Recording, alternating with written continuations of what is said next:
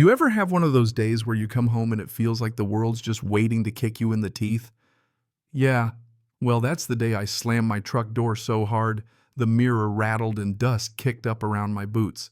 And there, blocking my own driveway, was a brand new steel gate, chained up like Fort Knox, and standing next to it, grinning like she'd just won a prize pig at the county fair, was Karen Penwell, the HOA president, clipboard in one hand and that insufferable gotcha smile on her face.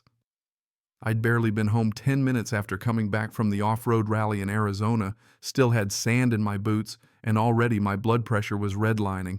She points to a laminated sign, private HOA access only, like she's the sheriff of some lawless town, except this is my road, the same road I paved with my own money 10 years ago, the one that leads to my garage, my home, and yeah, Goliath, my monster truck that probably gives her nightmares.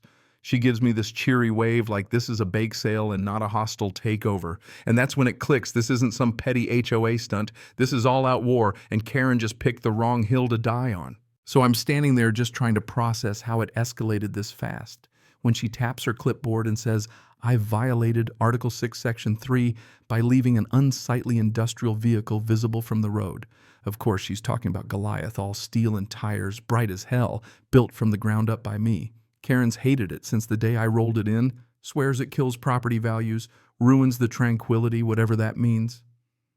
I try to reason with her, remind her this road isn't under HOA control, that my property line's recorded, surveyor-stamped legal.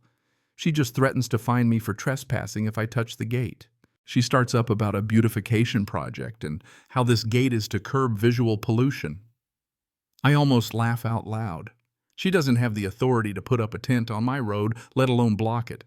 But the way she talks, you'd think she runs the county.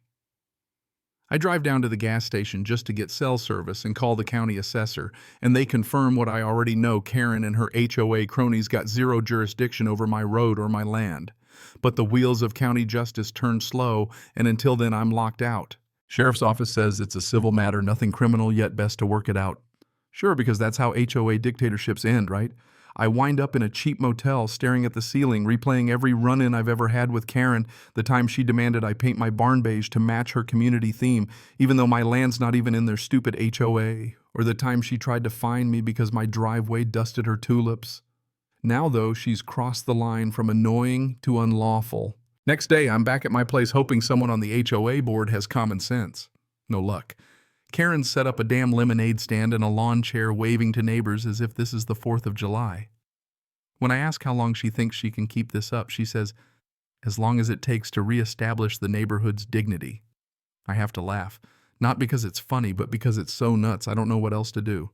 A couple of her little sidekicks stand by one of them, the guy who fined his neighbor over mulch color. You couldn't make this stuff up. I show my deed, my surveyor's map, but Karen just says, until our legal team can review it. Legal team, they can barely afford pothole repairs. She's bluffing, hoping I'll fold. That's not happening. I call my buddy Marcus, ex-Army, now a land use attorney. I send him every document and photo I can get. He calls back pissed, says not only is the gate illegal, but Karen filed false easement paperwork with the HOA's logo on it. That means fraud, plain and simple. He starts drafting the complaint, but that could take weeks. Meanwhile, I'm still stuck on the outside looking in. So I go to my storage unit, switch on the lights, and there she is, Goliath, my truck, all steel and attitude, and suddenly I know exactly how I'm getting my land back. I'm not talking wild, not yet. I start documenting everything: trail cams, video of Karen's security guard standing on my property, HOA landscapers dumping soil to grow grass on my drive. Every shred of evidence straight to Marcus. At the same time, I'm tuning Goliath shocks, tires, throttle, the works. If the law drags, I'm ready to handle things the American way, direct. Karen thinks she's up against some dumb gearhead. What she doesn't realize is I've faced tougher foes than her, and this time the battlefield's my own backyard.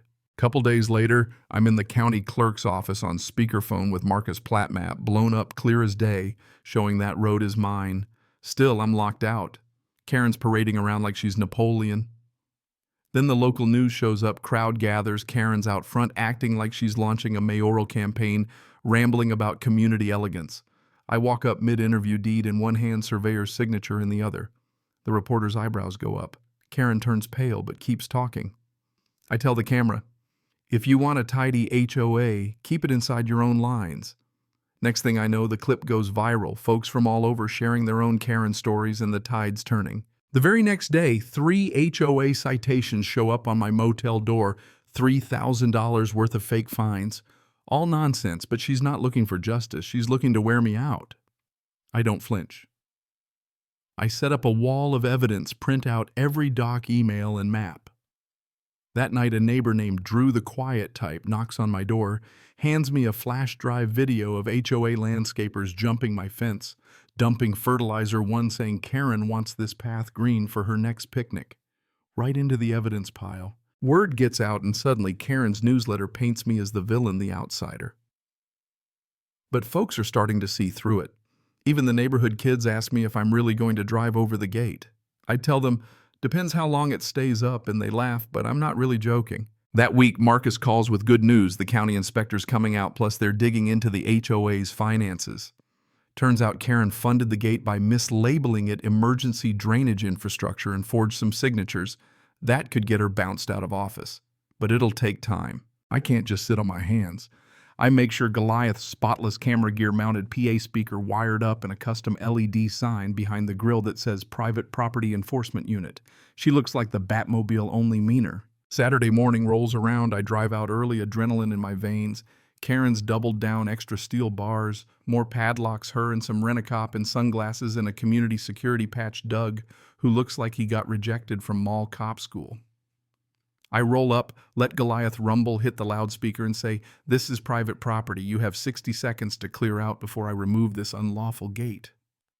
Karen shrieks back with a megaphone about trespassing and easement property. Doug puffs his chest. I rev the engine. Doug jumps back so fast he nearly eats dirt. When the timer's up, I roll Goliath forward. Steel groans. The first padlock snaps, then another. Karen screams, could have been HOA bylaws, could have been curses. The last lock goes and the whole gate folds under Goliath like cardboard bushes and decorations flattened.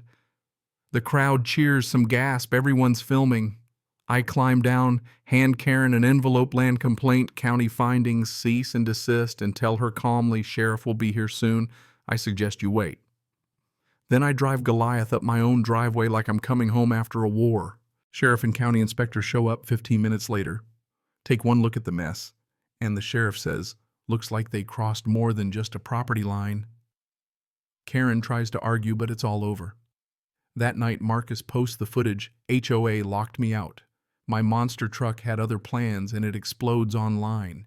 Karen claims vandalism, but with all that evidence, nobody's buying it.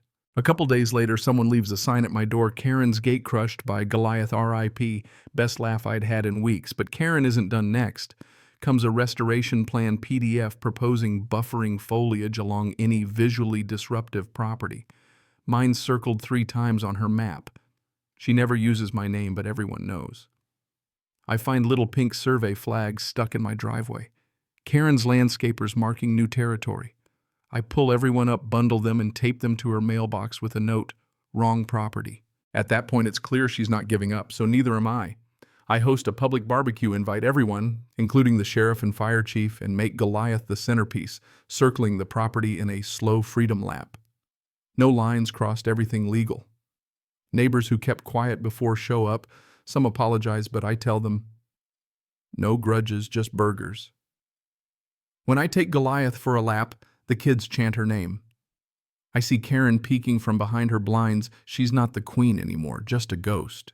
That evening, the sheriff hands me a citation for the HOA illegal gate misused funds, a hearing set. Feels like closure, but I know better. Karen's plotting her next move. Sure enough, I get word she's calling an emergency vote to replace board members with her loyalists, hoping to claw back control and sue me for property defamation. I can't help but laugh, but I'm ready. Every doc, every clip, every neighbor statement, all in a massive binder labeled Exhibit A. At the emergency meeting, the board finally turns on her. One of her old supporters stands up and apologizes publicly for backing her, admitting he was manipulated. That's the real crack in her armor. Her power doesn't explode, it just quietly falls apart. But Karen has one last tantrum in her. The next morning, she parks her SUV sideways across my drive, arms crossed, daring me to do something. I roll Goliath up, nudge her bumper, and over the loudspeaker say, You've got 10 seconds to move before I call the sheriff. She moves. That afternoon, the board votes to remove her from every position. Sheriff serves her paperwork. The reign of Karen is officially over. A week later, a new HOA president, Naomi, the calmest neighbor we've got, sends out a letter apologizing, withdrawing every bogus fine, and invites me to speak at the next town hall. I pass on the speech but show up anyway. Not a word about Karen. Her house goes up for sale. Last I see of her, she's packing boxes, and for once she's not mad, just beat. I sit on my porch with Goliath gleaming in the sunset, looking out over the land I fought for. The gate's gone, the false rules dismantled, and the woman behind it all is just another memory. People finally see what unchecked power looks like. And they know now nobody, no matter how many clipboards they own, gets to bully their way through someone else's life. So what do you think? Who's really right in a war like this? The guy who just wants to live in peace, or the person who thinks rules are worth more than respect? Drop your thoughts below. I've had my showdown. Now it's your turn.